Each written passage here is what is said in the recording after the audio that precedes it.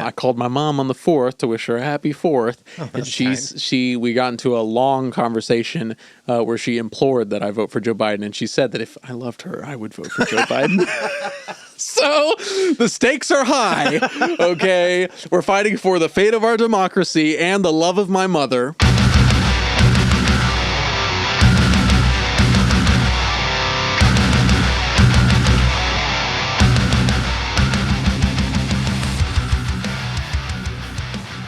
Howdy, partner. Hello. Welcome. Welcome to Left Unread, a podcast where two dudes engage in a radical self-education. My name is Aaron. I'm Will. We're simply two blank slates in which the most beautiful poetry can be written, the most fantastic images can be painted. And this week we read Reform or Revolution Yes. by Rosa Luxemburg. This time, we're taking it back to the European sphere. That's right. Let's go ahead and introduce the lovely Rosa Luxemburg. I shouldn't have said lovely. That feels sexist now. The horrid Rosa Luxemburg. The steadfast Rosa Luxemburg.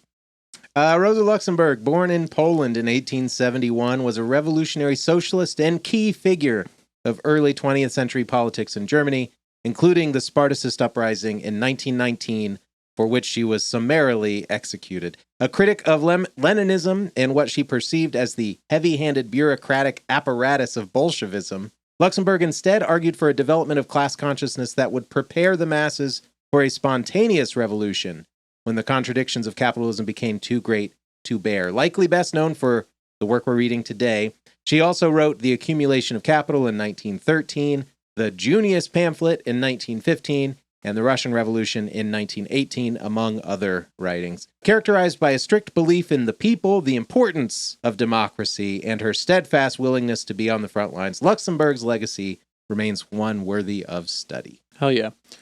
Yeah. Another unfortunate martyr, I will say. You know, another figure that's easy to look up to because they got killed before anything bad happened, really. Before any opportunity for corruption or revisionism. Yeah, and that might be cynical to say, but it just feels that way, you know? Yeah. Yeah. We read Reform or Revolution. It was written as a polemic in response to Edward Bernstein's Problems of Socialism, yet serving as thoughtful caution against accepting half measures in our movement towards scientific socialism. Reform or Revolution is a work written by Luxemburg in two parts, originally published in 1898 and 1908, respectively. Reform or Revolution is a scathing censure of Bernstein's reformist approach to attaining the goal of orthodox Marxism, using a historical materialist view to remind us that without our eyes fixed on working in service of the goal, our efforts will always fall short. It's worth noting that the work was heavily supported by Lenin's greatest foe, Karl Kautsky, which, at this time, though, I will say, not yet the Karl Kautsky infamous. Yeah, this is supported by the Kautsky that Lenin was still kind to. We need a timeline, you know? Yeah. That's, oh, God. That's how I know we'll be too deep in. The work was also at the center of the Social Democratic Party of Germany's disavowal of parliamentarianism. Yeah. Hell yeah. To your point about the timeline, the idea that we would maybe need a timeline, I think, is useful here, especially in this context, considering that this is before Kautsky's revisionism really took hold. His conciliatory actions towards the ruling class. Yeah. You know? That's, I mean, as I understand it, that's what it was, that the Social Democrat Party, yeah, that's right, the SPD, supported the monarchy in World War I. That's my understanding, yeah. Yeah. So. Whoops. Yikes.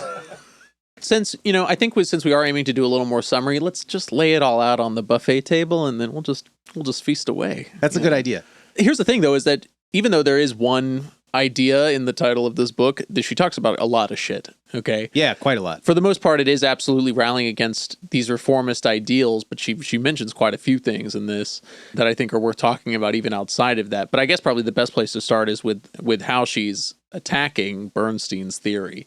Because even if this was written 130 years ago, which is a common theme, the exact same arguments are still applicable today. Doubly funny because she says those arguments are already dated and beaten at this point. So at this point, they're probably really, really dated and beaten. Yeah, and I have a lot to say in that regard. We're reading this the week after the debate between Trump and Biden, and so the discourse around the presidential election is at a fever pitch, especially in leftist circles, with all of the liberals coming out telling us that we need to vote blue no matter who, and It should be no matter whom also, by the way. Oh, But God. it's got me thinking a lot about this, reading this in this context, the context that we are presently in. You know, I don't know if you saw... I don't know if you saw the Joe Biden interview with George Stephanopoulos where George The damage control. It's so funny. I only caught this one clip, but it's the most damning clip of them all. Where George, Me and George, who, by the way, was actively in the White House at some point. Don't let him slide on his journalistic credentials because he was a policymaker too. Don't know why I wanted to say that. Anyway, George Stephanopoulos says, what if we get to November and despite you staying in, Trump wins? Will you feel responsible for all of these horrid, for the death of our democracy, etc.? And Joe Biden literally said, I'll feel fine because I tried my best. Damn, dude. Damn. Yeah, the outlook is grim. Things are quite bleak. I had a very difficult week considering all of that. Yeah. I've really come around on just accepting the absurdism of existence in this world. The worst option is the one that will inevitably happen, Yeah. It's just wonderful. It's almost as if democracy is superfluous to the progress of our system and doesn't need to be maintained anymore by the ruling class. Curious, if only maybe somebody has written extensively about that. What do you know? Huh. Yeah, and so with that context in mind, reading this felt especially poignant, and I do think you are correct that 130 years after its publication, these ideas that to Luxemburg were already tired and labored continue to be. I do think it's interesting the way that she approaches the argument against Bernstein specifically, in that she, like a good Marxist, pulls out some economism, talking quite a lot about the economy as a means of practically scientifically, here's why reform is a poor choice, before she even gets into the political side of the struggle, which I think is valuable. She attacks every angle of it, which I do really appreciate. One thing I was going to say, so much of what she defines is in the negative here. She uses Bernstein's example as the negative, which is very nice because it's quite revealing as to what she expects socialism to represent. There are some examples in here that we'll get to later, I'm sure, but when she's talking about what reformism is, what the modes of production are, the means of distribution, when she rallies against cooperatives, all of these things, it's quite nice because she's saying Bernstein says it's not these things, but it is, in fact, these things. I think I'm picking up what you're laying down. And yeah, she does reference some things in particular, like co-ops, like credit. There are other elements in there as well. Yeah, so I guess that's probably a nice place to start because it's the first thing that she tackles, right? Bernstein's first argument is that the system's not going to collapse, right? There's no capitalist collapse that's going to happen because capitalism has developed all these means of adaptation. And he talks about, the credit system, the combines. She mentions perfected means of communication and then doesn't mention it again. So I wonder what that's about. Co-ops, the stock market. I mean, a lot of the same things that you'd hear from maybe a hustle grind entrepreneur today. It's just buy a share and then everyone can be an owner too. Everyone can be a capitalist. It's those exact arguments were echoed in this book here. When I was looking up to write the little introduction about this work, full disclosure, I didn't know a lot about it going into it. I think it has a very provocative title. Yeah. I knew a little bit about Luxemburg in that I knew that she was a Marxist and I knew that she got executed. I didn't know a whole lot other than that. And this question of reform or revolution is kind of at the center of a lot of the questions that I asked myself. And so I was really interested to read it. But when I was looking up some history about the writing of this work, there's some kind of quasi-conflicting information about it, in that I know that it was originally written in 1898, serialized through some work, and it wasn't collected for the first time until 1900, 1901. And then she wrote a new edition of that in 1908 with some amendments after the first Russian Revolution, I believe, specifically. Just thinking about that point I was making earlier about the PSYOP, right? Every time this has been republished and retranslated has been by a dissident communist group, just a curious note there. Interesting. Yeah. So it's always a portion of the party splits off and then they're we've rediscovered Rosa Luxemburg's essays, which obviously I think that this has merit. This is a fantastic piece. Let's just get that out of the way. Oh yeah. Just a curious note. That's weighing on me now. Anyway, Yeah, so it's kind of interesting. I'm not entirely sure in this edition, the Dover edition from which we are reading, does not make it particularly clear what was added in the latest edition, the 1908 edition. Yeah. One reading made it seem as though the entirety of part 2 is what was added in that second edition, which is where most of the good shit comes from, in my opinion. So it's curious, and I am a little curious to look into it a little bit more to understand that. Just thinking, I mean, even as you say, she was critical of the Russian Revolution or the Bolshevik Party, I should say, and then kind of changed her tune a little bit, or was more accepting of it once the revolution happened, which is in line with what she says here, that, you know, theory becomes realized in practice. The same thing happened with Lenin. I mean, when she was murdered, he said that she was a good comrade. You know, it's not that they had beef, like there was no schism here or anything like that. I think it's wrong to draw such a distinction there. Maybe if they had been able to progress their ideologies or their different sides of the different flavors of Marxism, but it just didn't happen that way.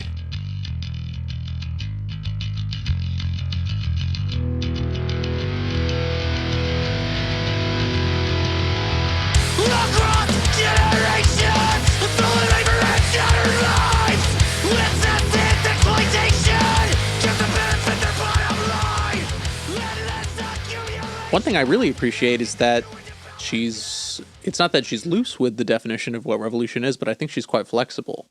What I mean by that is the way she talks about revolution in this book is really fantastic, because it's not like this single day incident. You know, it's not like this big pop-off spontaneous thing that's happening. In fact, she rallies against that very thing into terms of Blankism, right? Speaking of the Paris Commune, you know, she says that kind of spontaneous action, that kind of like coup d'etat is foolish. But I think what I like about it the most is let's just pull it up here, because I actually wrote this down. It says, so she's talking about Blankism there, right? Bernstein always thunders against Blankism himself, falls into the grossest error. There's a difference, however. To the Blanquist who represented a socialist and revolutionary tendency, the possibility of economic realization appeared quite natural. On this possibility, they built the chances of a violent revolution even by a small minority. And then further down in italics, this is the part that matters. She says, it sees socialism come as a result of the economic necessity and the comprehension of that necessity leading to the suppression of capitalism by the working masses. So it's simply this understanding of the economic development, and that understanding leads the people to make the choice to suppress that mode of production, right? And the act of that suppression is what the revolution is. You know, again, it's not that I am afraid of the idea of a violent revolution like a war. That is terrifying in my soul, honestly. But it's just nice to think of this revolution as simply the change from one mode of production to the other, right? She says in here that revolution is just the arbiter of that change, and that even that reform is coming from the last revolution. You know, it's aimed towards the progress of the last revolution, not the potential progress of the next one. Yeah, it's like inherently backward thinking instead of forward thinking. Yeah, even to think about when we were reading Donnie Gluckstein, it is the twilight of the previous revolution. You know, it's only extending. It's the maintenance of that twilight period.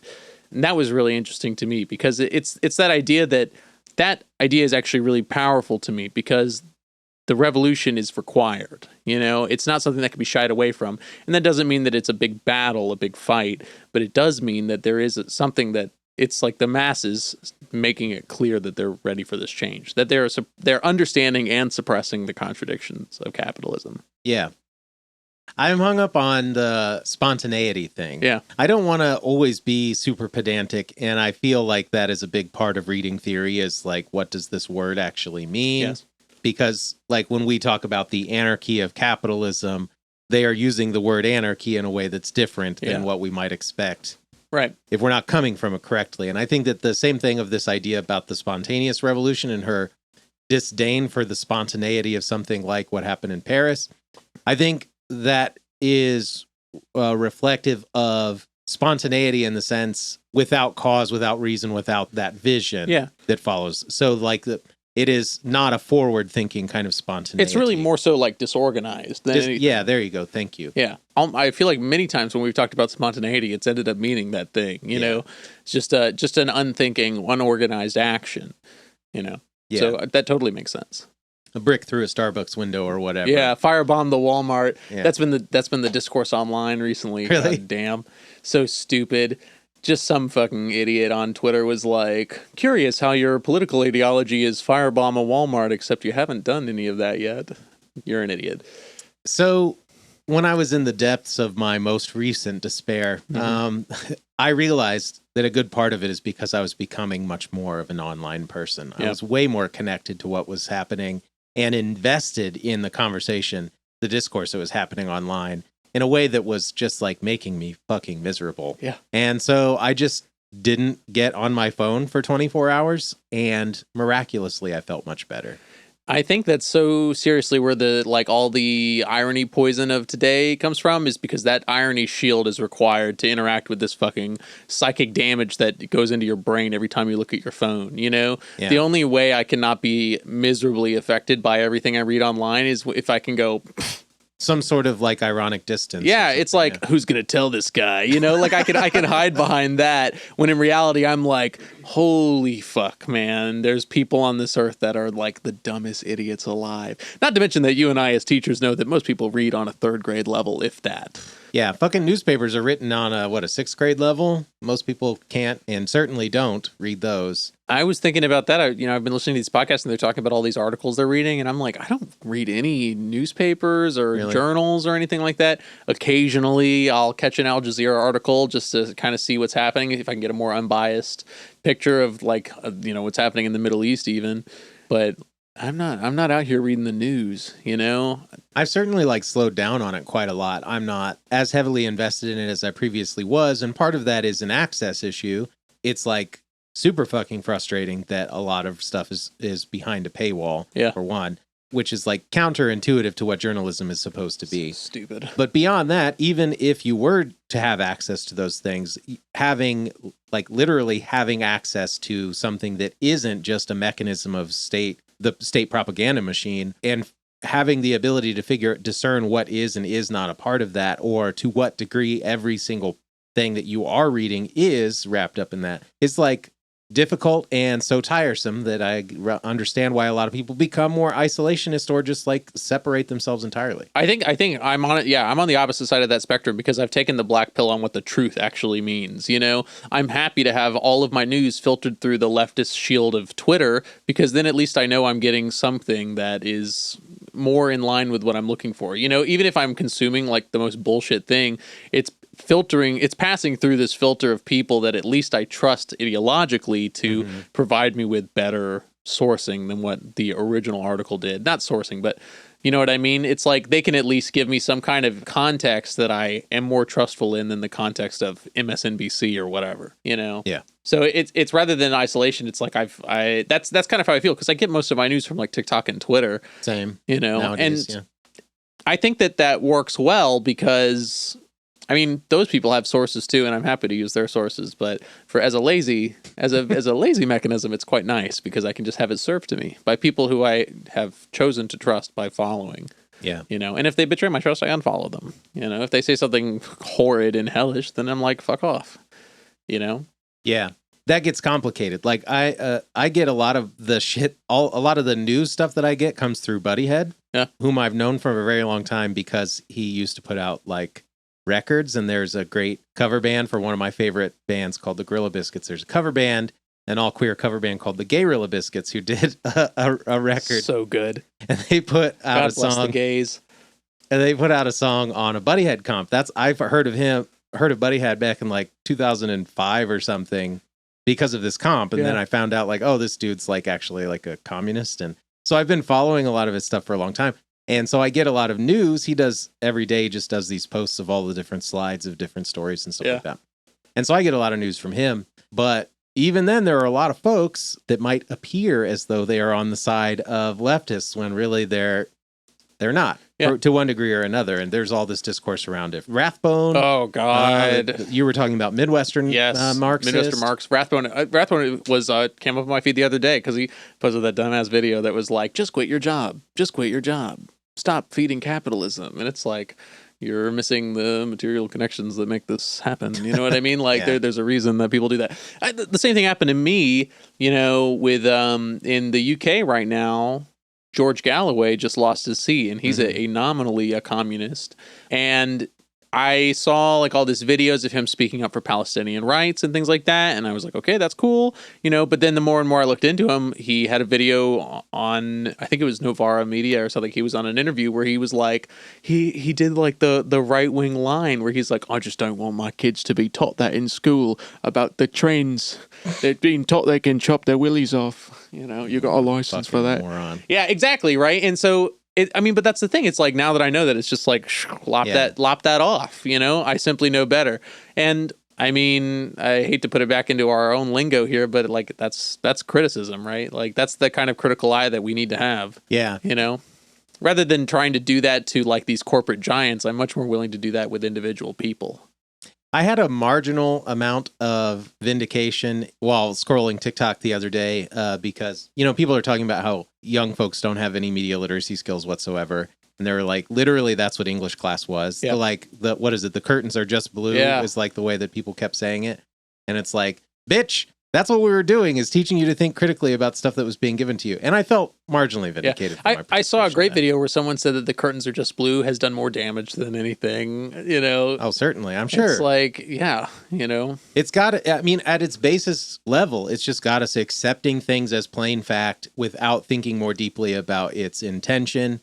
The intention of the message or the intention of the messenger. Well, also, I mean, even outside of that, I think that, again, with the buzzwords, but like, it's, even regardless of the intention, the impact is what matters too. Like, if a reader takes a message, if enough readers take a message from a piece, then that's the message of the piece, period. And I mean, that's a little shaky, but you know what I'm saying? No, I agree with you wholeheartedly. I'm not a formalist in the sense that I believe that an author's intention is the impact of a work. Yeah. Like, I don't believe in that whatsoever. I think all art, whatever form it takes, is inherently communal, and a meaning is only created when you have an audience along with that art. I'm just thinking again of the proof of the pudding is in the eating. It's a little dialectical there. Yeah.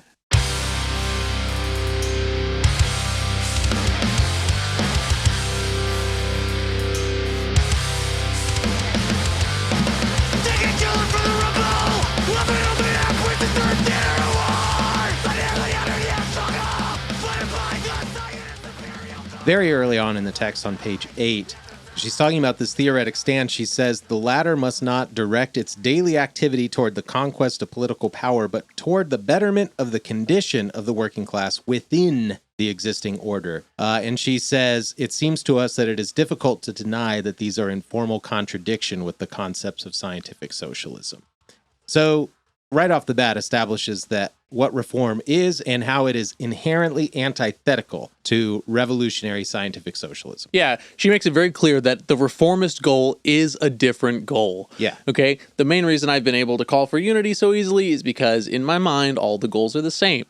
What Luxemburg's saying here is that this is a different goal. One of the ways that she puts it, which I really appreciate, is, I'm trying to find the quote here, but she says that we communists see reform as a fulfillment of the subjective needs of socialism, whereas a reformist views those reforms as the objective needs. It's part of our fight, nonetheless. In fact, she's very clear right off the bat that reform or revolution is a very silly question, because reform is under the umbrella of our revolutionary tactic. Yeah, it's really a question of means and ends, Yeah. Yes, here it is. It's on page 32. Yeah, she says right in the middle, trade union and parliamentary activity are important for the socialist movement because such activity prepares the proletariat. Right? That is to say, creates the subjective factor of the socialist transformation.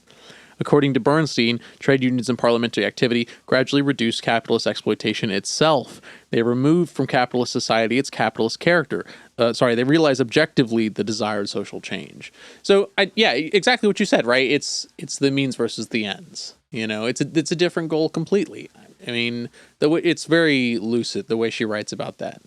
Yeah, I agree. And I think that idea of thinking of it as a difference between subjective and objective, or a difference between means and ends, is exactly what leads us to ultimately landing at a completely different endpoint. Yeah. In that you cannot assume that, what does she call it? Bernstein's theory is the gradual realization theory, that it will never find its way to a socialist goal because you are inherently not seeing that as the final destination. Yes, just to give it the probably the metaphor of the book, where she says, Fourier's scheme of changing by a means of a system of phalansteries of water of all the seas into tasty lemonade was surely a fantastic idea. But Bernstein, proposing to change the sea of capitalist bitterness into a sea of socialist sweetness by progressively pouring into it bottles of social reformist lemonade, presents an idea that is merely more insipid but no less fantastic. Yeah. I love that idea. It's like we are wading in the sea of misery, and it's silly to just pour a little bit of sugar in there. Oh, the capitalism's a little bit sweeter, guys. Don't worry. Yeah. The water's fine. Yeah, and I like also to extend that metaphor a little bit about what it means to what is actually happening to the lemonade that's being added there. Also, any revolutionary or socialist fervor is inherently diluted once it gets put into a system like that. I think that's a great way of thinking about it. I didn't even consider that. Yeah, it's a great metaphor. Yeah. Lots of fun. She's a witty writer. She really is. Maybe that's the German, but there is a little bit. There are points that I thought were very funny. It's lacking that same kind of like two boxers standing and punching that I felt that Lennon had, but she is still very scathing and funny here. I think she is often quite funny. I wrote "boom roasted" quite a lot in the margins. I had a handful of LOLs, which made me cringe, but it's just there to tell me that this was funny as hell. Yeah, I don't know if this is. I can't attribute a cause to this, but I agree that I think it seems a lot less directly antagonistic as a polemic than the Lenin that we read previously. Yeah. I don't think it's any less sharp. Yes. But it seems considerably less aggressive. Yeah. And I think there are probably many social factors on why that is the case, this being written when it was written by whom it was written. Mm-hmm. But it's certainly different. Yeah. No. Lennon, you're right. It is still sharp, but the way that Lennon writes is like, damn, dude, you're going to bury this guy afterwards, where even though Rosa is dismissive of Bernstein overall, she still sees that maybe human part of him. It's in the way that she talks about the theory as being old, right? She talks about a lot of things being initially progressive forces and then kind of being tainted and becoming bourgeois, right? And that's the way that she talks about Bernstein's theory. She talks about it as in like the 7 league boots of the child. It was something that the proletariat, that the socialist movement used and used effectively, because it was still gaining the tools. It was still gaining the means it was still gaining the consciousness, I should say, to be where it is today, right? That kind of utopian socialism, which she's very clear is the socialism that Bernstein is talking about, is old hat. That's a terrible way, but that's what I'm trying to say, is that she recognizes that it is a flavor of socialism that was at one point the progressive factor in historical development. It's just that she's saying we have now moved past that point thanks to the discovery and the recognition of Marx. In fact, I think at one point she says that Marx's social democracy and social democracy are one and the same. They're identical, because it's a developmental thing. We're thinking of scientific socialism as a process, as a project that's worked upon, and then this is the next step. It's not that Bernstein's ideas were inherently bad at the time. They were useful and necessary to the movement, but now they are more bad than good.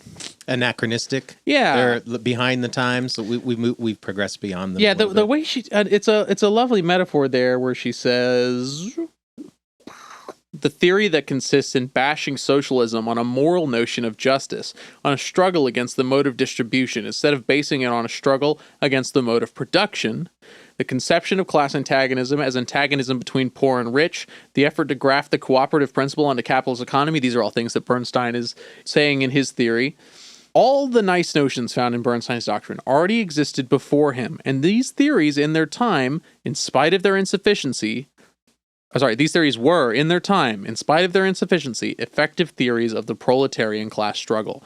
They were the children's 7 league boots, thanks to which the proletariat learned to walk up on the scene of history. So it's part of the development, right? It's not that these are inherent, well, they are now, but it's not that these are like bad ideals. It's just that we now understand the goal of this development. It's outside of the realm of reform. It's also outside of... she speaks about it as the masses reaching outside of the extent of this, outside of the social boundary, right? Something outside of our current society, which can be grasped by the masses, can be maybe understood by the masses, but that action, the understanding is part of the reform, but the action is in the revolution. That's well said. That's well put. I like that. It's I was really rambling there. You got there at the end. I like that at the end. Yeah, that's how she talks about it. maybe I'll save this until because I'm sure we're going to talk about democracy as a topic here. She talks a lot about that.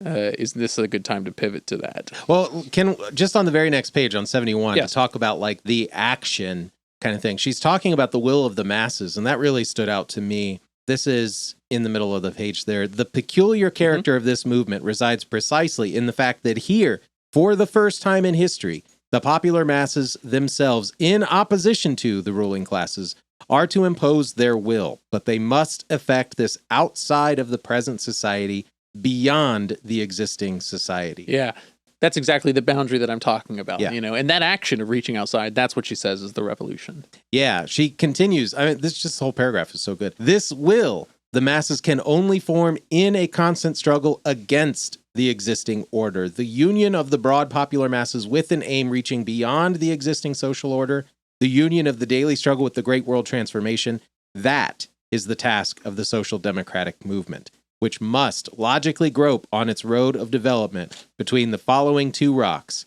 abandoning the mass character of the party or abandoning its final aim, falling into bourgeois reformism or into sectarianism, anarchism or opportunism. Yes. Yeah, exactly. And even on the very next page, 72, right at the top, she's saying the latter, those tendencies, anarchism, opportunism, those can only be overcome as we pass from the domain of theory into the domain of practice. Yep. Exactly. Yeah. Yeah. Just great stuff. Yeah.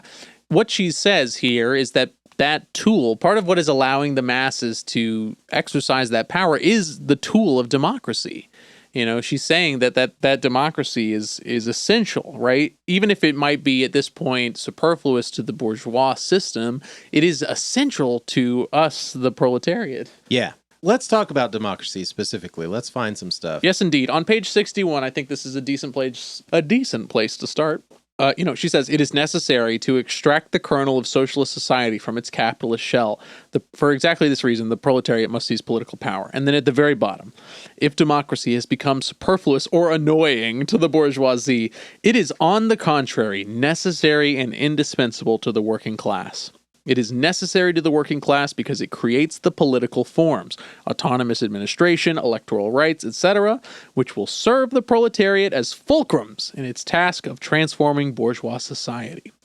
Democracy is indispensable to the working class because only through the exercise of its democratic rights in the struggle for democracy can the proletariat become aware of its class interest and its historical task. So, whereas maybe we've seen Lenin speak out against democracy in a particular way, I think it's interesting to see Rosa Luxemburg speak out in favor of democracy in this particular way. One thing that I know Rosa Luxemburg holds as maybe a pillar of society is the idea of like free press. Not maybe free press, but she says that, not in this, but she says that a strong kind of press wing is essential to prevent bureaucratization, of stale bureaucracy. That's what she says the journalism riles against. It's refreshing, especially when we were maybe struggling with the Leninist conception of democracy in previous episodes. Yeah, I think it is a nice kind of breath of fresh air to come up from Lenin and Mao, where we, with both of those writers, have struggled with their reticence for ultra democracy or anyway, like this idea of this like particularly liberal democracy, liberal not in the sense of like political ideology, but liberal in the sense that it like comes in great quantities. This idea that there must be a limit because there needs to be a party line or in a party that is like creating the kind of confines of that democratic apparatus, where Luxemburg seems very much to say, like, I would argue that I think that that's where her reticence with like the vanguard comes from, is fear that like that is an inherently anti-democratic idea. Yeah, totally. I mean, and that's something that I think is on our minds as we've been reading all of this stuff. One thing I love that she says is that it's not that socialism relies on democracy. It is instead that democracy relies on socialism. Like the future of these things. I think that point, I'm a sucker for fucking chiasmus, man. I'm a sucker for a rhetorical device. But that point was really striking to me because she makes it explicitly clear that democracy was introduced in a lot of places as a tool for capitalist development. Explicitly, she talks about universal suffrage in Germany as a tool of unifying the small states. She says, in Germany, the only truly democratic institution, universal suffrage, is not a conquest won by bourgeois liberalism. Universal suffrage in Germany was an instrument in the fusion of the small states. It is only in this sense that it has any importance for the development of the German bourgeoisie, which is otherwise quite satisfied with a semi-feudal constitutional monarchy. Yep. This is like my favorite catchphrase, but you scratch a liberal and a fascist bleeds. Like, she is very clear that the liberal democracy is willing to shirk the democracy in favor of capitalism, and how telling that that's exactly what happened when she died. So, yeah, also facilitates a pretty good transition to talking about the modern day. But before we get into that, more Yes. on democracy. I love a couple of quotes here in these pages. On the bottom of page 53, she says, no absolute and general relation can be constructed between capitalist development and democracy. The political form of a given country is always the result of the composite of all the existing political factors, domestic as well as foreign. It admits within its limits all variations of the scale from absolute monarchy to the democratic republic. yeah. And then to close that section on page 56, she drops this banger. She says, he who would strengthen democracy should want to strengthen and not weaken the socialist movement. He who renounces the struggle for socialism renounces both the labor movement and democracy. Yeah. And I love that. I think it's just more of this same idea that you can't have true democracy without socialism. We've brushed up against this idea a few times in these first 12 episodes or whatever, where it's like, we're talking about democracy and on all our reticence around like the primitive democracy and the ultra democracy and all that sort of stuff.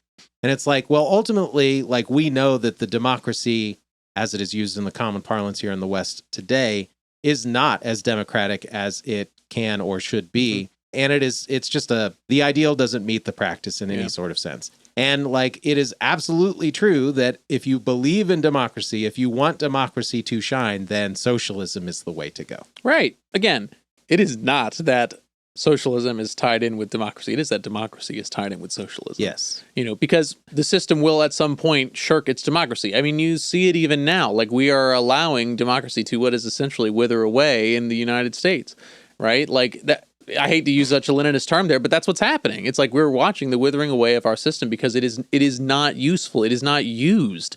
The people themselves recognize that it is not a useful system, and thus it is decomposing. I love on the page before she says, Bernstein advises the proletariat to disavow its socialist aims so the morally frightened liberals might come out of the mouse hole of reaction. That cracked me the fuck up. But, I mean, it's like save our democracy, save our democracy. You got to abandon your left-wing values because this is the most important election ever. And if you don't, I can't keep having this conversation, dude. Yeah. So do we want to just pause and talk about the election for a minute? Yeah. If you love my mother, if you love my mother, you better vote for Joseph Robinette Biden. Okay, so I do actually have something that I want to read from this text that I just wrote 2024 election next to. And I'd like to start there because I have some comments. Yeah. And it is, again, an entire paragraph because I don't know when to quit. Everything in this book is highlighted for me. It's so fucking good. It really is really good. But she says, this is right after that subjective-objective quote. Yeah. She says, examining the matter closely, we see that the two conceptions are diametrically opposed. Viewing the situation from the current standpoint of our party, we say that as a result of its trade union and parliamentary struggles, the proletariat becomes convinced of the impossibility of accomplishing a fundamental social change through such activity and arrives at the understanding that the conquest of power is unavoidable. Bernstein's theory, however, begins by declaring that this conquest is impossible. It concludes by affirming that socialism can only be introduced as a result of the trade union struggle and parliamentary activity. For as seen by Bernstein, trade union and parliamentary action has a socialist character because it exercises a progressively socializing influence on capitalist economy.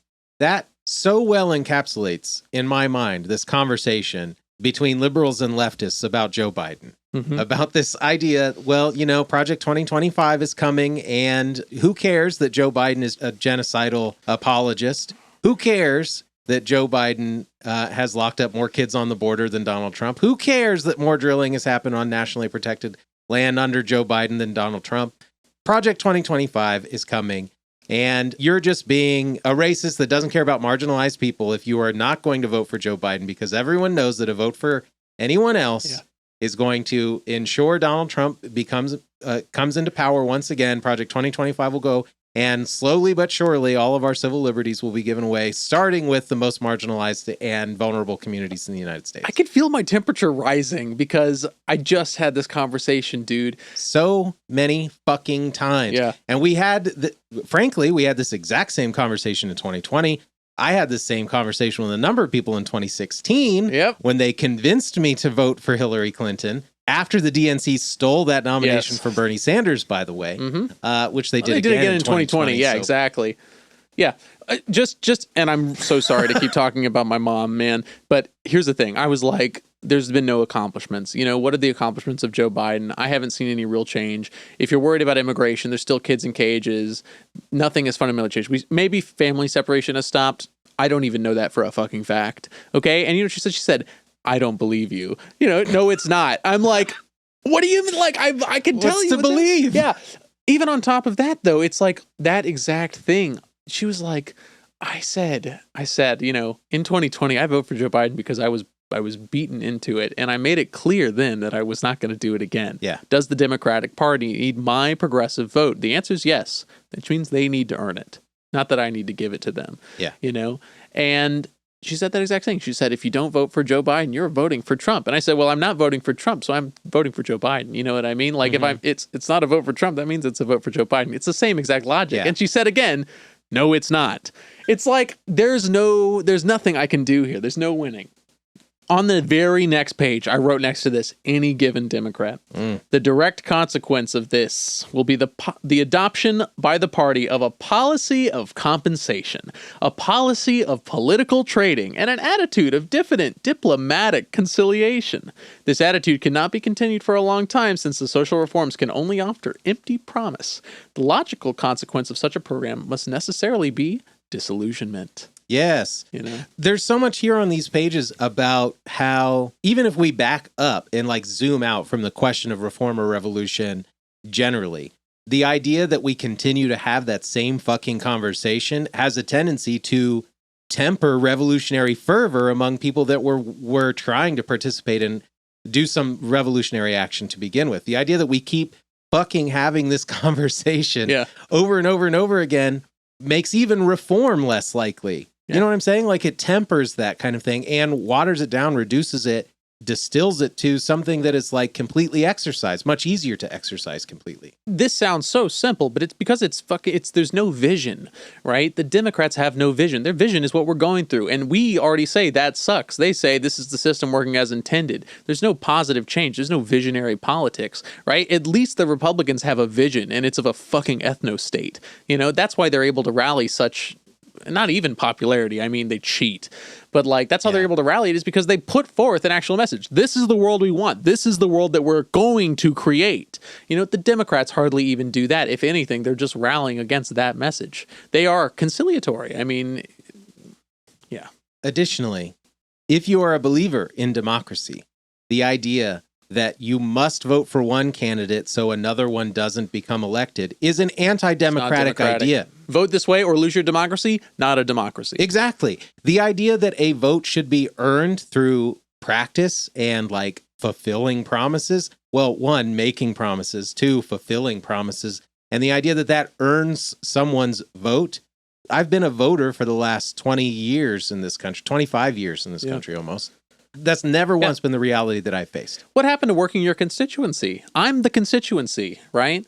Like, where's the policy aimed at me? Yeah. You know? I got into a back and forth when I was going into the depths of despair. I got into a back and forth with a guy on TikTok having the same basic conversation. Yeah. And then he said like a vote, basically you have to vote for Biden because it's the better option. And that gives us basically bides us time to continue doing organizational work. Until what? Bides us time until what? And I said, why is it the leftists' responsibility to elect Biden and not the Democratic Party's responsibility to produce a viable fucking candidate? It's just fucking stupid. Yeah.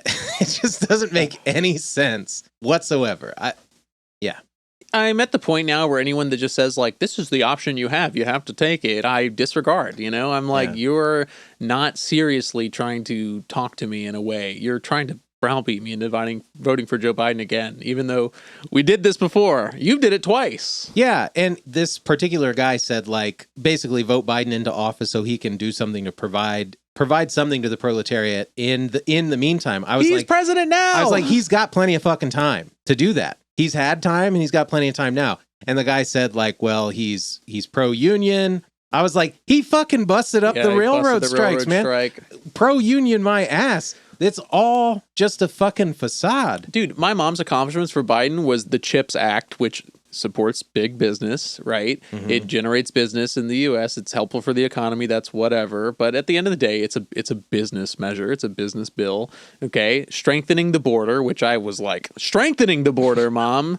Okay. The 1,000-year Reich stands today. Like, yeah. And then that was it. That's it. It's like, yeah.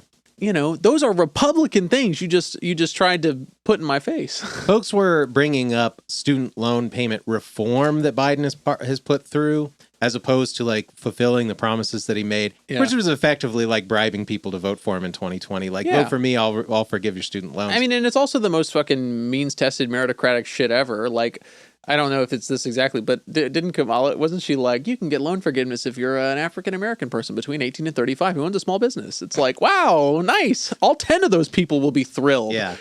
It's all bullshit, man. Yeah, I don't know. And reading this in the climate of that conversation certainly like put a sharper edge on it in my mind.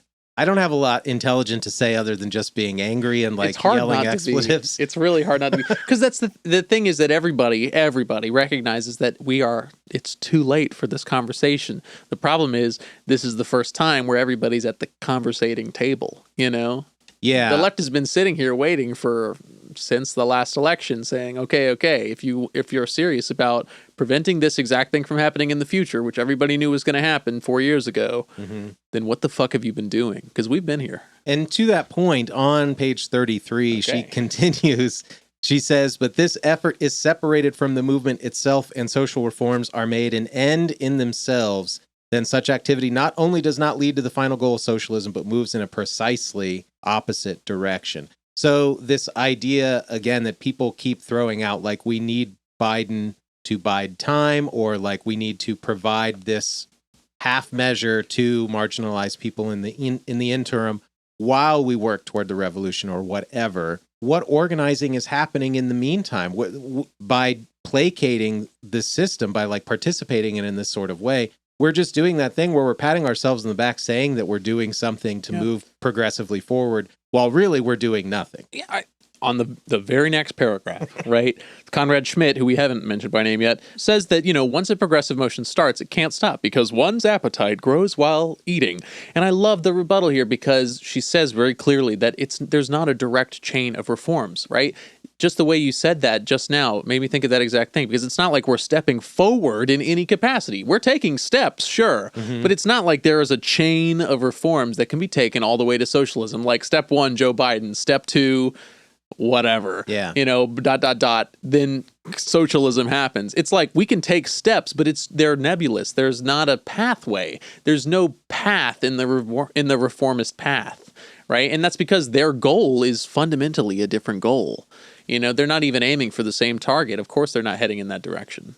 I think that's where a lot of her talk around trade unionism comes from as well. Is it about trade unions only being able to defend realized gains? Yeah, exactly. I think it's on 23. She comes to this point a couple of times, but on page 23, in italics there, she says trade union action is reduced of necessity to the simple defense of already realized gains, and even that is becoming more and more difficult. Such is the general trend of things in our society. The counterpart of this tendency should be the development of the political side, the class struggle. This was 120 years ago, okay? She's saying that the trade union struggle to defend realized gains is already difficult, and it's only getting more difficult. Just a curious thing. And it is inherently something that is only a bulwark against capitalism, not a progression toward socialism. I think she was mildly prophetic earlier on the bottom of page 22, where she's talking about trade unionism And she says, we see that we are not moving toward an epoch marked by a victorious development of trade unions, but rather toward a time when the hardships of labor unions will increase. This was in 1900 she wrote this, she was right. She was proved right, and yet here we are. Yeah, I mean, she's proved right in so many ways, Yeah, I'm talking specifically in like the context of like the struggle around labor and the people that were murdered to fight for basic working conditions. I mean, the union landscape in the U.S. is so unbelievably fucked. But just consider the fact that we have conservative unions. I mean, we have unions that are anti-labor, essentially. Like the AFL-CIO, that PSYOP or whatever. No, but what I'm saying is, like, even these unions, which may at one point have been progressive forces, right, have now been changed into something that is not progressive. I told you my thing with where I called AFL-CIO and they were like, call ACF-SME. I called them and they were like, call AFL-CIO. And I'm like, well, I guess I'll just fuck off then, So, yeah. Yeah, but it's the trade unions are specifically a perfect encapsulation of that point that she's making, that like when you focus on reform, all you do is create a defense against capitalism that is inherently built to adapt to those defenses as a way that just continues to beat down and belittle those reforms till they become in no way revolutionary. Just to come full circle, I mean, it's exactly what she's talking about earlier with the fact that these means of adaptations that we were talking about, credit cartels, etc., those are in fact means of contradiction. I mean, they are stretching the contradictions of capitalism. They're not adapting to the contradictions of capitalism. They're adapting to the fact that is a trade union struggle against capitalism. Mm-hmm. They mean to pass those limits, to surpass those limits, right? And those limits are in part set by the trade union struggle. That's something she makes really clear here, is that the trade union struggle, the Bernsteinian struggle, is one of attenuation. It's not about the removal of the problem. It's simply about soothing the symptom. Southern. Simply about soothing the symptom. But that's exactly what it is. It's like, at the end of the day, the reformist policy is just a salve. And if that's the only thing you have, then you're not going to treat the disease. Exactly. She says on 21, under the most favorable circumstances, the best that trade unions can do is impose on capitalist exploitation the normal limits of the moment. Yeah, there's so many ways. I mean, she says that the trade union is just so that a more favorable exchange of labor at the market. It's like you're still selling your labor on the market. Exactly. But now you've got a buddy to back you up. It's like, great. Awesome. You can realize the market forces that are strangling you even better now. Yeah, and then again, you look at this 130 years in the future and look at the stranglehold that has been put on trade unions in the West, in the United States anyway, and see that they're not even that particularly useful in this case. Yeah. Yeah. I mean, God, not to mention that this is something totally different, but the perception of unions in the everyday person is probably the most fucked thing in the world. They see them as like leeches or something.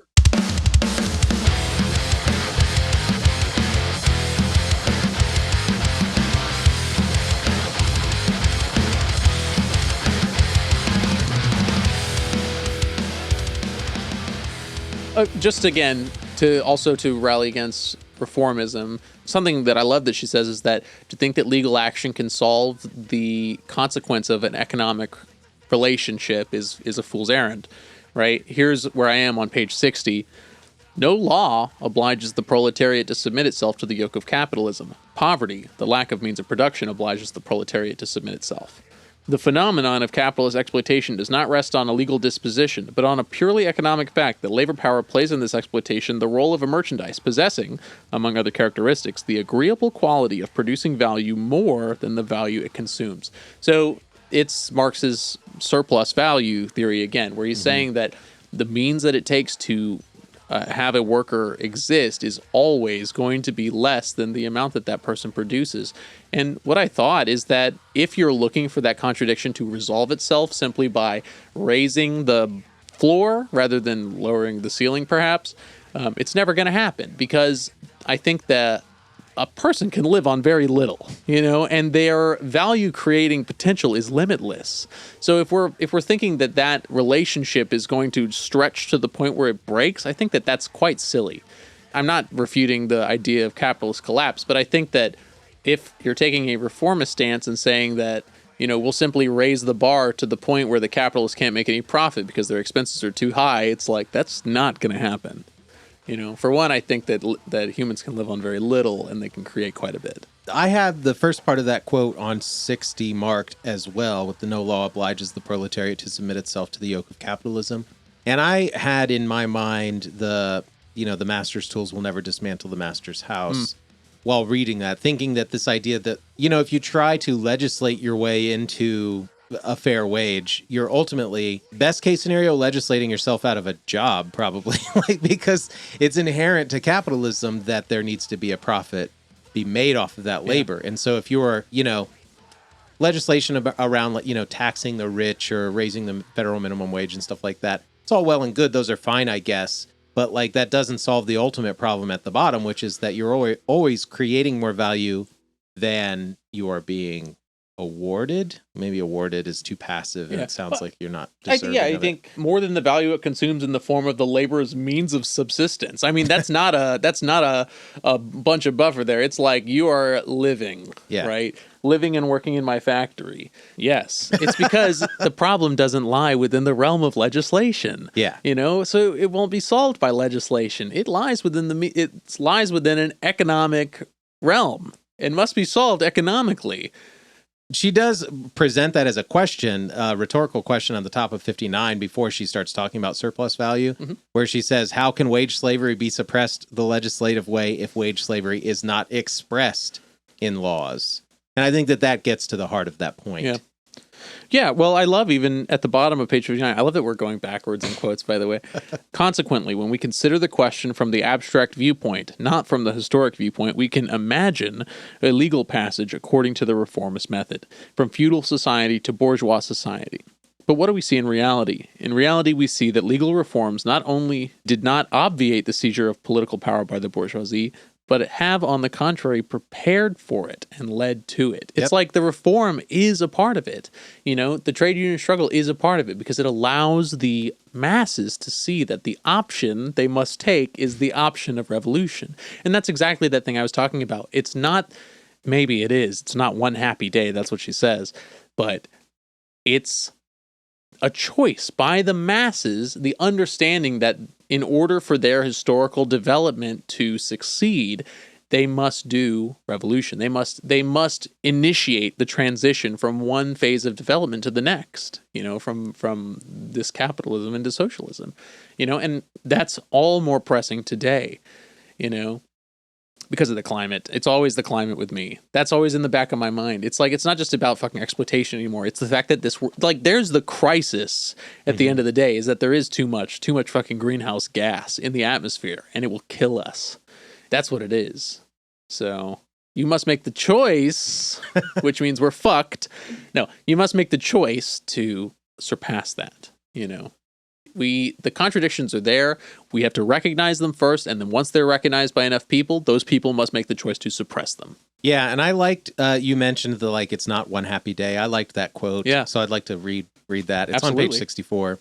Because I just wrote long and ugly next to it. Because I think that, again, we maybe have this idea in our minds. It's a utopian idea that we probably unconsciously recognize can never be true.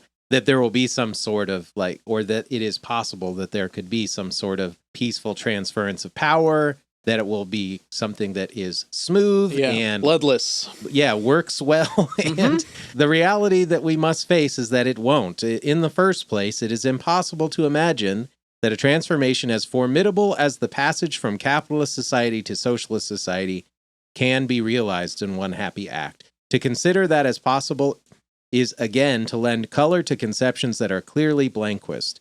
The socialist transformation supposes a long and stubborn struggle, in the course of which it is quite probable the proletariat will be repulsed more than once, so that the first time from the viewpoint of the first outcome of the struggle, it will have necessarily come to power too early. Yeah. I think about that a lot because I think part of the discourse that I've been seeing online is that the fucking ladder is so high. The standard is so high for leftists.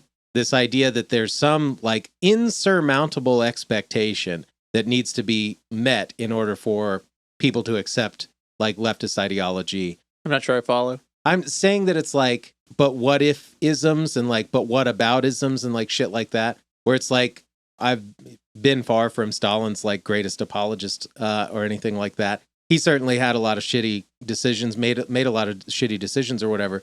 But like, it's like that. It's like focusing on the shit that went badly, the stuff that was wrong. It's like, well, talk to somebody in Ukraine if you want to say good shit about Stalin. Yeah. And it's like, okay, yeah, it's because it's a messy fucking thing that takes a lot of time, and we're going to make missteps. Like this bar that it's going to be perfect and utopian from the get is impossible and stops us from moving forward, progressing forward toward it. Yeah, I mean, at the end of the day, it's like, isn't it our job to recognize the bad things? Like, it's not, well, some people might be dismissing the bad things, but it's our job to reckon with these things, these facts of history, and then that development is what is going to create what comes next. That was a stupid way of saying that, but that's exactly how it feels, because it's like, yeah, sure, I won't do anti-Semitic policies, right? I won't do ethnic-based deportations. Mm-hmm. Thanks, Stalin, for telling me not to do those things. You know, like showing me that was a terrible decision.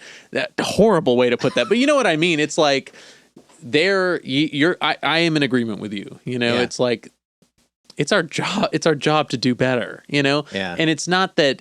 Again, it's the double standard of like, capitalism has done all the same awful shit, but you know, everyone's like, that's just the way it is. It's not like anyone's like, we have to build a better capitalism or whatever, which some people do.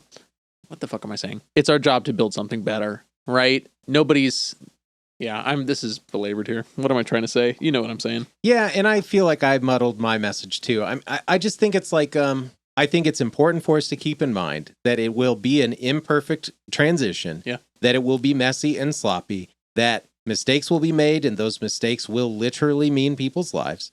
And I think that like we have to accept that struggle will not come easily, but also acknowledge that it will not be in vain. Yeah. And that like a good principled communist will look at those things critically and recognize mistakes that were made in the past and work to avoid them. Mistakes that were made by ourselves and work to avoid them, while also keeping in mind the goal, like the... Yeah, that like we can't. Maybe you can help me figure this last thought out. What do you mean? Like our conversation about China. Is China still a socialist country? Is China a socialist project? The fact that we're asking that question means that like, yeah, it's going to be a long and arduous struggle, but how long is too long before we've completely lost the thread or before we completely moved away from it? And it's like, while keeping that in mind, that like there is still an end goal in mind that we need to be moving toward.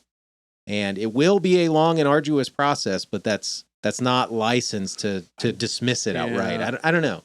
I did lose what I was thinking. I know what you're saying, though. It's like, it's another obstacle to overcome. It's not the signal that we need to stop. It's the signal that we need to keep going. You know, it's in fact a tendency that must be overcome. Yeah, I know what you're saying. Something like that. Something like that. You know, it's something funny. I saw a meme about Stalin the other day. It was like me. It was like, Stalin kicked my grandfather out of Russia. Yeah. And it was like my grandfather, and it was a picture of a Nazi. Oh, yeah. Yeah. All the time. My family had to flee China because Mao took over. There's a tweet. It's always a tweet. That was like, my family fled Mao's China because they were persecuted. And it's like, well, what did your family do? And she literally said, my dad owned every egg in China. It's like, wow, no wonder, you know, it's like, why did your family leave Cuba, huh? Could it be that they had a plantation and slaves, you know? Yeah. Interesting. People are going to get caught up in it. I mean, that's just a fact. Exactly as you said. I mean, it's going to be ugly. Yeah. Our goal is to make it as least ugly as possible. Yeah. You know, but here's the thing, even thinking about it dialectically, it's not all our choice, right? Those people are also choosing to act against us. Why don't they just give up their means of production? You know, just give up the means of production and there won't be any bloodshed. No problem. Don't you see that we have the numerical advantage? Like that's how it should be, but it's not, obviously. And it's because it's not within the realm of rationality. I mean, it's something else, you know, there's something reactionary about it on the reactionary side of things. Whereas ours is just scientific socialism. The revisionist proposal to slight the final aim of the socialist movement is really a recommendation to renounce the socialist movement itself. Boom. What a way to end. She even extends it to, she's like, part of Bernstein's understanding of this has led him to forsake even the idea that classes exist. He, instead of thinking of proletariat and bourgeoisie, he thinks of rich and poor. And I think that that's actually an interesting example, because you're saying that just to have money makes you not a capitalist. I love the way that she talks about shareholders, because I've had that very discussion where it's like the stock market allows anyone to be a capitalist. And it's like all a shareholder is like lending your money. Instead of, the example she gives is like the English sewing cartel, where rather than imagining one capitalist unit, right, she says it's a category of production, which I like, rather than an individual, a person. Bernstein sees 12,400 capitalists, but it's like, no, all of that is rolled into one unit of capitalism. I'll take one capitalism, please, and a Diet Coke.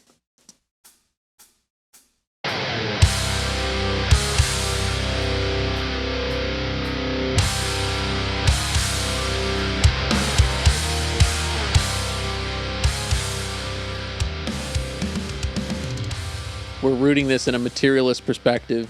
One thing that ultimately I think really aids Rosa Luxemburg's argument is the fact that Bernstein does rely a lot on idealism, right? The idea of like some ultimate goal, right? The idea of justice, the ideal of cooperation. There's a lot of things where he's just putting these values out there and saying like that's enough to fix the problem, where I think Rosa Luxemburg is much clearer about the fact that the dialectical materialist approach is what really aids our understanding that this is a more correct method. Yeah, specifically on 57, she says, from the first appearance of class societies having the class struggle as the essential content of their history, the conquest of political power has been the aim of all rising classes. Here is the starting point and end of every historic period. So she's like very specifically trying to base this in a materialist position. Yeah, I'm glad you brought us to this page, because I love the two examples on 56 and 57 where she says, Bernstein settles the question by weighing minutely the good and bad sides of social reform and social revolution. He does it almost in the same manner in which cinnamon or pepper is weighed out at a consumer's cooperative. And then on the next page, legislative reform and revolution are not different methods of historical development that can be picked out at pleasure from the counter of history, just as one chooses hot or cold sausages. They are different factors in the development of class society. So it's just that same idea. Yeah, they're not methods to choose from. Reform is wrapped up in revolution, because revolution is simply the mechanism of turning from one point of development to the other. What she's saying to me is this: the means of production went from individual to collective by means of revolution, right? We went from individual means of production in a feudal society to socialized means of production in a capitalist society by means of the revolutions of 1848, right? Or the whatever revolutions overthrew the kings in many different places.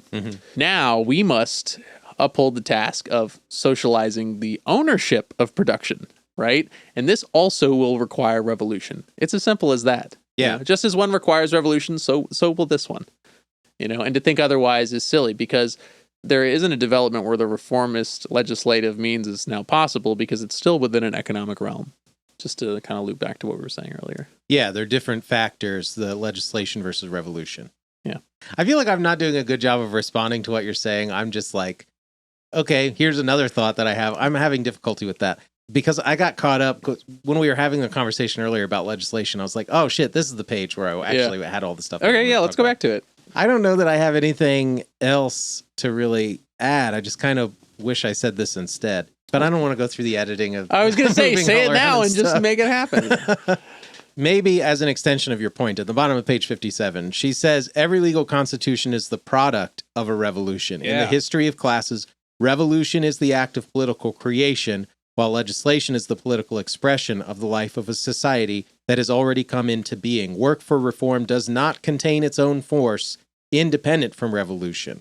During every historic period, work for reforms is carried on only in the direction given to it by the impetus of the last revolution, continues as long as the impulsion of the last revolution continues to make itself felt. Yeah, this is where I wrote the twilight, so to speak, because it's simply maintaining the twilight of the last revolution when we, in fact, need another revolution. Exactly. Yeah. Yeah, it's like running in place kind of thing. Something you said earlier about Bernstein made me want to come to the beginning of this section where he's talking about intelligence versus feeling. Mhm. The question that is proposed here, does the development of democracy render superfluous or impossible a proletarian revolution? Yes. That's what I was thinking of when I was talking about, has capitalism developed, or has it developed to the point where we don't need revolution to continue? Yeah, exactly. And that's where Bernstein lands on it. He says he sees the legislative course of historic development as the action of intelligence, while the revolutionary course of historic development is for him the action of feeling. And she continues to kind of create this kind of dualism here, saying reformist activity he recognizes as a slow method of historic progress, revolution as a rapid method, without realizing that they are entirely different things and altogether. Right. Yeah. To think of them in that way is to think of them as having the same goal. Exactly. When the crux here is that they are different goals. Having the same goal and even the same substance. Yeah. Now, here's the thing. Maybe this is better suited for like, what questions do you have? But the question now is, what attitudes do I take towards, you know what I mean? What attitudes do I take towards reformist parties? Yeah. You know, like the DSA. You know, I saw someone, I think it was like the Socialist Unity wing of the DSA, whatever the fuck that means. And they said they were in favor of a democratic road to revolution. And I'm like, I think I understand what you mean, but it's just a kind of a weird way to phrase that, you know? I don't think I understand what they mean. I think that they mean that they're looking for a broad spectrum of support in which to build a revolutionary base. And they're speaking about it in terms of being democratic, as in everyone has equal voice. Whereas rather than putting it as in like we need cooperation, like collaboration, maybe even between classes, they're saying that they're maybe building like a proletarian force that is broad and democratic. See, but this is the thing, is like, is that reformist? I don't know, you know? And again, if it is, what do I do? I'm not going to, you should read Luxemburg. Actually, if you consult Reform or Revolution, the DSA is invalid. I don't know. I mean, I might be taking this in a different direction, but my thought about that is that I will always be in favor of things that are, you know, working toward the amelioration of the conditions of the working class. Yeah. But that can't be the end of one's expectation or intention, you know? Yeah. And so, like, I'll support those things broadly while maybe loudly expressing that that's not enough. Some critical support. Yeah. Yeah, I mean, I feel the same way. It's not that I'm shirking these institutions, which I still think are good institutions. I guess the question is, at what point does the existence of those institutions take away from the base of support that is required for revolution? That is a valid question for examination. Still in favor.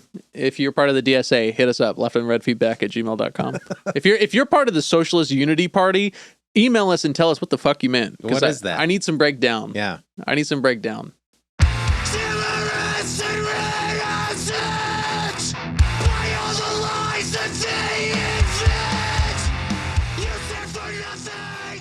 Let's just do this. Yeah. Final section of the book.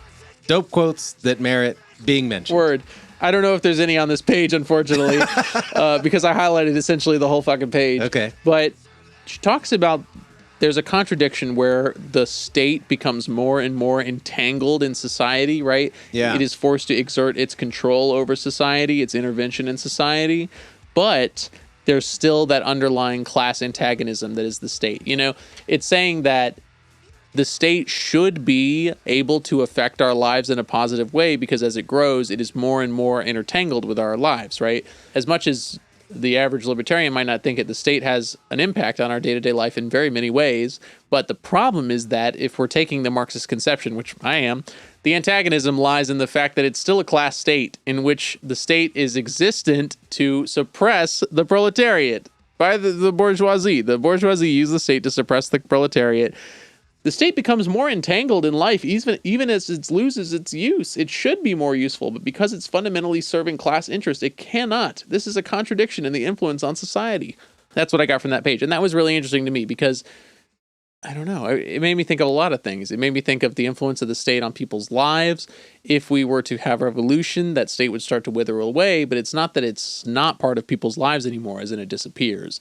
It's still serving people in a very similar way, but the use of it, the conception of it as a state which exists for one class to oppress another will become needless. Anyway, that was page 29. Really cool there.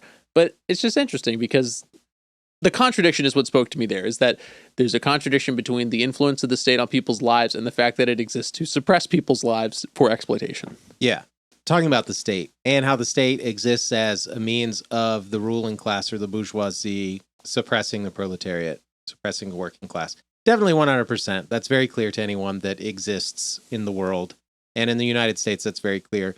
To your point about like libertarians believing that the state doesn't have any impact on us, like obviously it does in a very negative sense, in the sense that like there is a state apparatus that's designed for suppression, like through the police and the military, designed for violent suppression.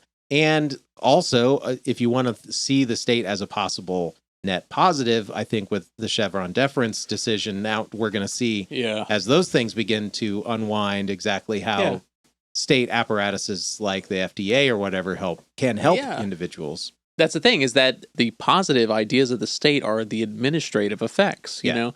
And while that might be inherent in our conception of the state as we have it today, what I guess is in the Marxist theory is that that's not necessarily the case, right? Like those administrative capabilities don't require a state necessarily. They don't require the state, Yeah. So, I don't know. I see what you're saying, though. It's like the administration is the point that matters. What we're looking to get rid of is the suppressive aspect of the state once we've used it to suppress the reaction, you know? Yeah, and she even on these same pages on 28 and 29 at the bottom is talking about war as development of capitalist exploitation. Yeah. And it made me think a lot about imperialism and the kind of natural extension of imperialism that comes from capitalism as a means of that state apparatus being used in a purely class suppression form. Because she's saying that, however, the matter appears entirely different when considered from the standpoint of the capitalist class, because militarism has become indispensable to them in the defense of their property and the imperialist pilfering of others' property. Yeah. Well, it's interesting. It's that thing that we were talking about earlier where it started as a progressive tendency, or that's what she makes the argument for here, but you know, its usefulness has shifted, right? Militarism is a great one because she says it goes from something to capitalist malady, right? Yeah, defense to offense effectively. Yeah, it's because, you know, it was useful for the systemic change initially. You know, she mentions places like even the United States. I mean, the war is what allowed for that capitalism to develop, right? But it's just that it's left over. I mean, and there's a lot of things like that. In the book, she mentions tariffs too, but even just thinking about our Mao conversation when we were talking about the progressiveness of nationalism, you know, we were saying that for the nationalism of an oppressed people is different than the nationalism of the oppressor necessarily. It's like, at what point does that become superfluous? You know, at what point does that become a tendency that we must rally against the reaction of, even before its reactionary element exposes itself. Yeah. That's what she says in here. She says that, you know, the Social Democrats were against tariffs and against militarism before that reactionary character was even present. Yeah. You know, and that's an interesting idea because it's kind of it's what we were saying earlier. It's like we have to utilize these things, but still understand that there are negatives inherent within them, right?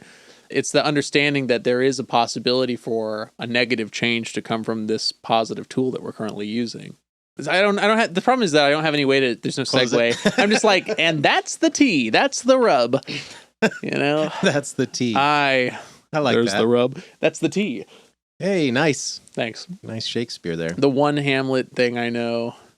Macbeth is better anyway, sorry. Othello's better than both of them, so what difference does it make? I haven't read it, so I couldn't tell you. I think Shakespeare is, by and large, not nearly as good as the amount of credit that he's given and the amount of attention that he's given. But I think we've just named his three best plays, Othello, Hamlet, and Macbeth. Yeah. I think there's a lot of apologia for him when he's not as talented as Yeah, I hear what you're saying. It's funny, though, because well, I guess this just comes from studying it, but I feel it in the opposite way, where everyone is forced to read Shakespeare, and they're all like, this is stupid, but if you actually sit down and read it, it's pretty fucking good. You know what I mean? But I see exactly what you're saying as well. Well, it's usually when they're made to read the good shit. Yeah. I don't know how many high schoolers are reading, like, Merchant of Venice, which is even still one of his more mid plays. Get it together, Shakespeare. But I mean, like, I apologize to everyone that's forced to read Romeo and Juliet. I think that's dog shit. I saw a crazy take where they were saying that Romeo and Juliet is supposed to be a satirical thing where they're saying like, yeah, it is fucked up that Juliet is so young. Maybe that's what Shakespeare was trying to say. I've seen some discourse about that lately, and about how it's like specifically pointing out the ridiculousness of these, quote, the star-crossed lovers, these people that fall immediately in love with one another and within a matter of 3 days kill themselves over one another. Does that give Shakespeare too much credit? I think it does. Okay, well, I trust your opinion because you've done it. You know, you've done it. I've read Romeo and Juliet a couple of times, but I'm not a Shakespearean scholar, so don't. Well, I've read it once and remember it nonce, so, you know, that's all I can really say there. Anyway, continuing our cavalcade of quotes.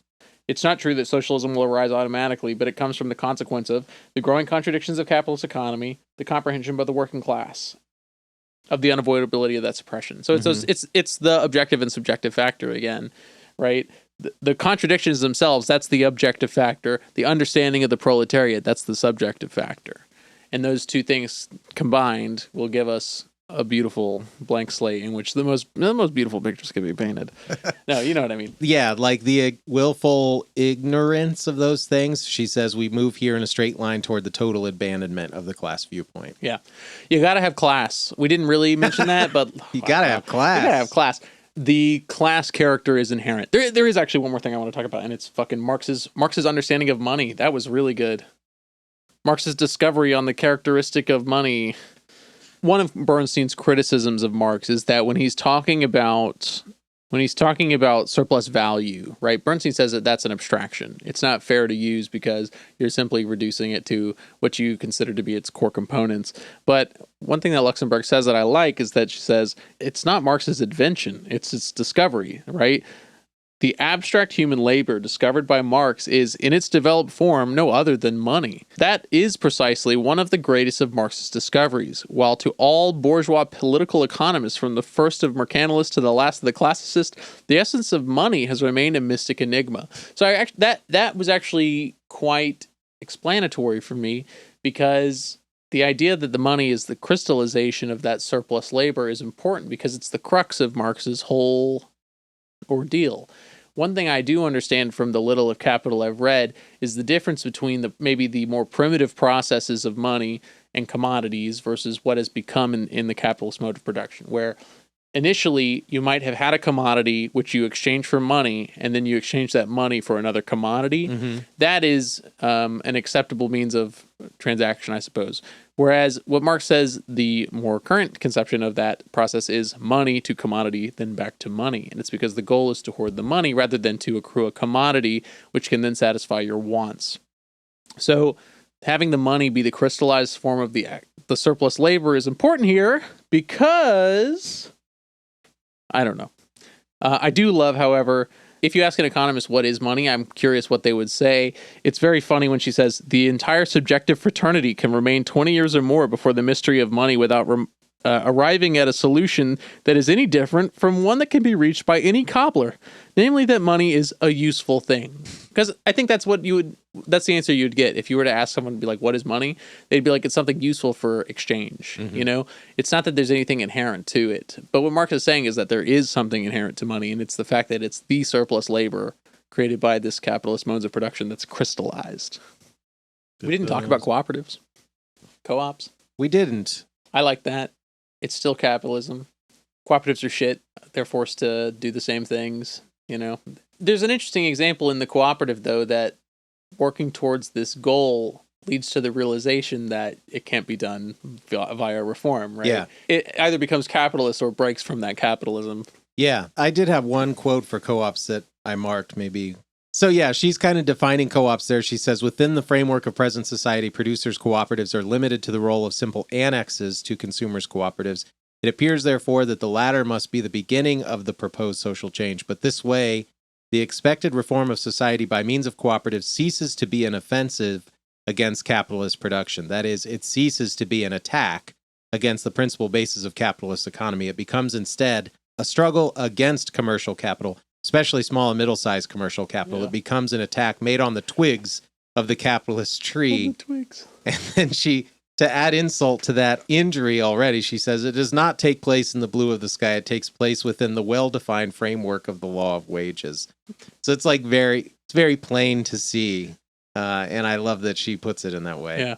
The twig of the capitalist tree is great. Yeah. Yeah. That's a good one. Yeah. Okay, I have one last Okay. line. Hit me. I just wrote bars Bars. next to this. Bip, bip, bip, bip, bip, bip. When he directs his keenest arrows against our dialectic system, he is really attacking the specific mode of thought employed by the conscious proletariat in its struggle for liberation. It is an attempt to break the sword that has helped the proletariat to pierce the darkness of its future. Hell yeah. I love that metaphor. Hell So yeah. fucking good. Yeah. Well, I mean, we are arming ourselves, you know? That's quite nice. Literally and figuratively. Yes. Yeah. Yes. That's something I wanted to talk about in this Marxism or Leninism ideal. I think maybe the parallel I'm seeing, or the distinction I'm seeing, not the parallel, is I'm thinking of the party's reaction. Like both of these, I'm thinking of like the Bolsheviks and the Spartacists, even though they're not a great parallel, right? Both of them are preparing the same thing, not in super similar environments, but in same enough, you know, some level of oppression, even though you definitely argue that the Russian apparatus for oppression is much greater.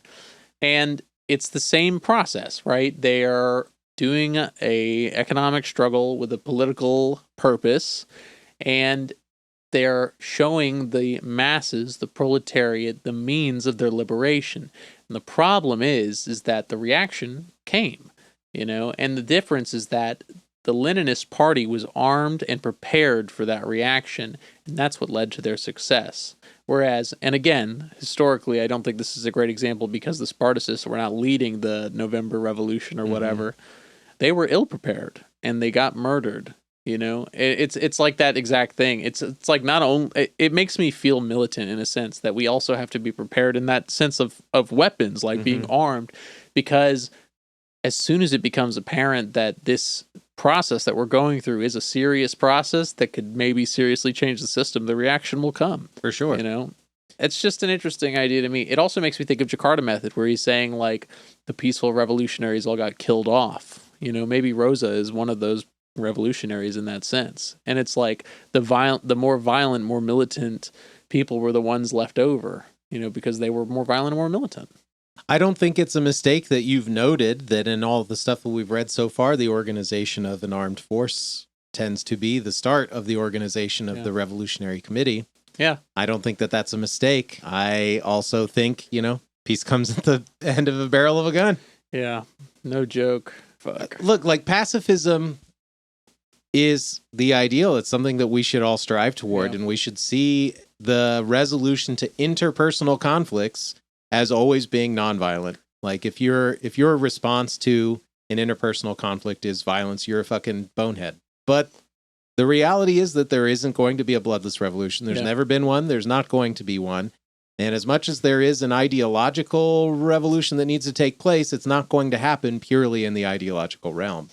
I'm thinking now of a defense. Like I think it's easier to square that when it's in the name of defense. You know, like if we're creating social gains and then the reaction comes for us, like it is easier to think of the revolution as a defensive action. You know, and in fact, I think that I'm not saying that like this is the messaging we have to go for or anything, but like that kind of ideal might be something that's worthwhile, because the idea that of revolution is like this offensive thing, this expropriative process, I think might do more harm than good. It might be better to think of it as a defensive practice. You know, we are simply organized to defend the gains that we have realized. I know that that's a little ironic thinking about the trade union struggle, but I don't know, maybe that's more viable.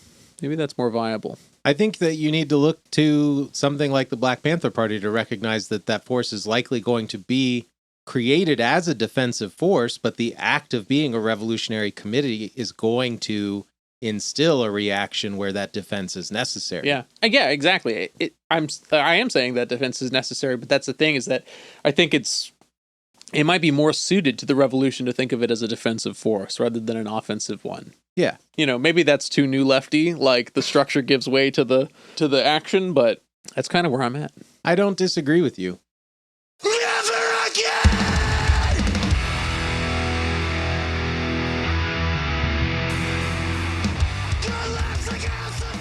Rosa Luxemburg, reform or revolution?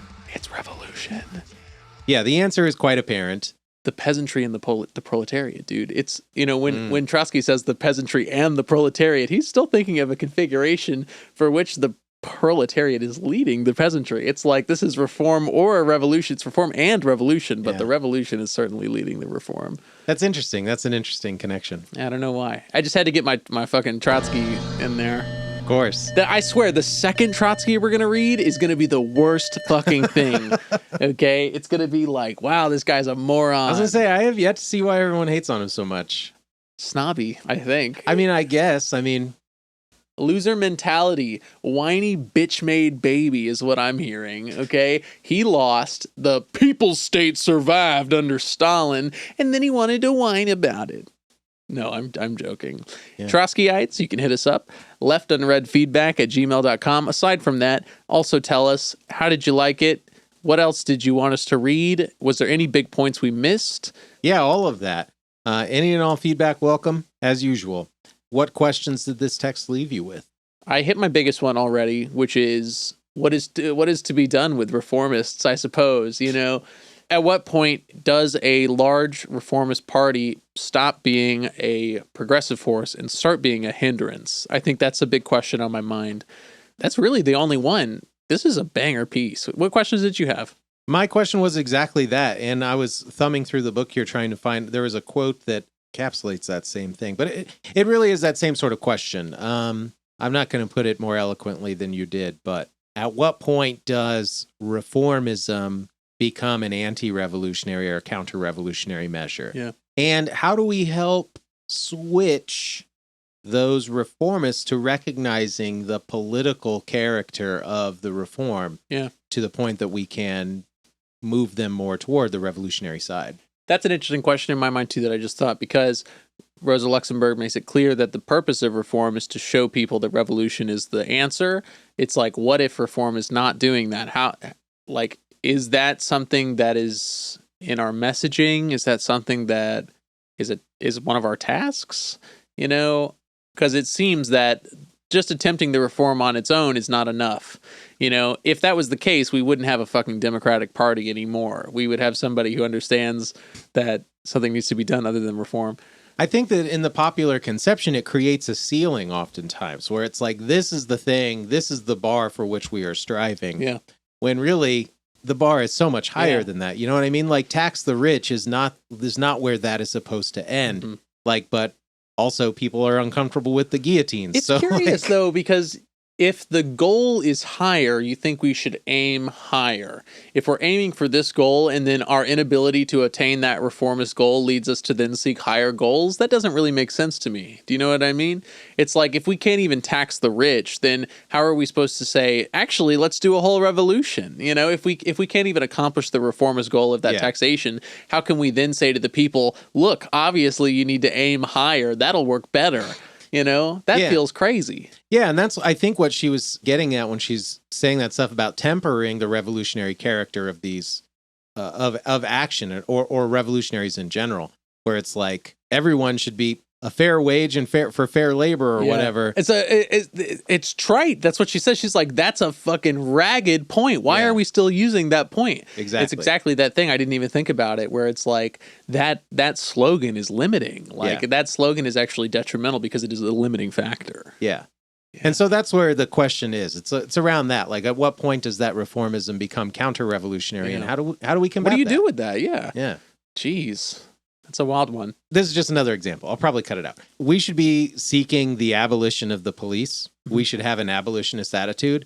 But even the furthest we got in the political zeitgeist was around defunding the police. And we couldn't even do that. Right. There was a counter reaction that came to that was even stronger. So now under Joe Biden, where the police are getting even more funding than they were getting previously.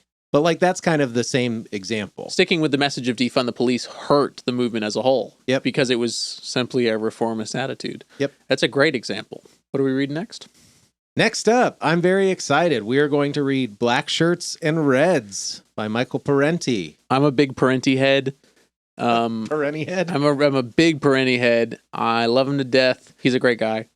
I was unfamiliar with him until we met, and you turned me on to him. I got Black Shirts and Reds. I read about 100 pages of it and then never finished it. So I'm excited to actually reread what I read previously. and get through the whole text. And I hope now that I have a stronger historical and theoretical base to understand the text a little bit better. That's been the best fucking thing about this podcast, dude. I've owned it. This is the oldest theory I own, and it's because Carissa got it for me. She even wrote in there, "After all, you're just like her, haha." The first time I tried to read this, it was awful, impossible, you know? It's very strange to think that I am now just more experienced at reading theory, you know, but it's literally the case. That's a weird one. It's not. It's the regular development, Progressive development, mental nature of, Yeah, I don't know. I guess just when I first attempted it, I got a little disillusioned because I was like, I can't read this shit at all. I guess I'll just be an idiot forever. And now it's like holding the little red book up and, you know, we defy all imperialists and their running dogs. It's like, No, I definitely, Kropotkin was one of the first guys that I went to turn to for theory, and I'm reading his stuff and I'm like, I don't know enough about France to make heads or tails of this, you know? I'm really glad we read the Paris Commune book, dude. Yeah. Yeah. But yeah, Black Shirts and Reds, really excited. I'm pumped. Michael Parenti, he's a centrist communist just like us. One thing I appreciate is that he goes to bat for just about every socialism out there. And I think that that's a positive, because if we're thinking about it dialectically, you know, as a historically progressive force that then informs the rest of the world, or not informs, but the rest of the world has to react to that force. I think that I am in favor of existing socialism, believe it or not. You know, I think the world that had the socialism in it is a much better world than... That's a weird statement. But that's how I feel. It's like there is hardly even a countervailing force. The closest thing we have to that is China. Mm-hmm. And again, it's that same question, is like, is this still a socialist force? And on the last episode, I said yes, because of that exact thing, is that they're countervailing, you know, even if they're not inherently socialist, which I think they are, maybe their position in the opposition to us forces them to be more socialist than they could be. That's a strange one too. Yeah, it's a question of like, does it pull them more toward the center or further away? Yeah, it's interesting. I think you could have the same conversation about like North Korea or whatever, DPRK. Kim, if you're listening, hit me up at leftandredfeedback@gmail.com. If you got a visa, I'll work the fields, okay? I've already got the portraits. I'll hang them in the house. Don't worry. The Kim Il-sung picture is great. He looks like a glorious leader. Really? Mm-hmm. He's beaming. It's not his name. It's not his real name. And it literally means Kim has become the sun. Pen name, again. You know, he like chose it for himself. Pen names. But what he chose was Kim has become the sun, which is fucking insane. Yeah. I don't even know if that's true. That's fun. And Shakespeare has a great double entendre. This great son of York is probably working in the same double entendre there. All right, cool. Anyway, deuces. See you next time. Bye. Woo!